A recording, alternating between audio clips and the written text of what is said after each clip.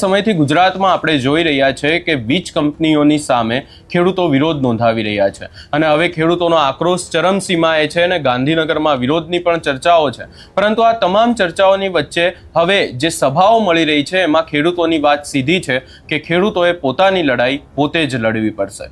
કોઈ પણ એમની સાથે નથી આવીને ઊભું રહેવાનું અને ખાસ કરીને જે વિપક્ષના નેતાઓ છે, વિપક્ષના નેતાઓ ખેડૂતોની સાથે છે, ખેડૂતોના સમર્થનમાં પણ જોવા મળી રહ્યા છે। એ પછી જિગ્નેશ મેવાણી હોય, પાલ આંબલિયા હોય, ગોપાલ ઇટાલિયા હોય, આ તમામ નેતાઓ ખેડૂતોના સમર્થનમાં છે। પરંતુ હવે ખેડૂત આગેવાન શું કહી રહ્યા છે એ પણ સાંભળી લઈએ। આજના ભાણુગર ખાતે ખેડૂત સંમેલનમાં આપણે આ દુઃખદ સમયમાંથી જ્યારે પસાર થઈ રહ્યા છે ત્યારે આપણી વચ્ચે ઉપસ્થિત પાલભાઈ આંબલિયા, જિગ્નેશભાઈ મેવાણી તથા અન્ય ખેડૂતો, આપ સૌ ખેડૂત મિત્રો, જાજી લાંબી વાત નહીં કરું। હું એક તો આવવામાં મોડું થઈ ગયું અને પાછો નીકળી પણ જવાનો છું। આ લડાઈ કોઈ પક્ષ, કોઈ પાર્ટીની નથી। આ લડાઈ છે આપણા છોકરાઓ માટેના ભવિષ્યની, આપણા માટેની અને આપણી જમીન માટેની।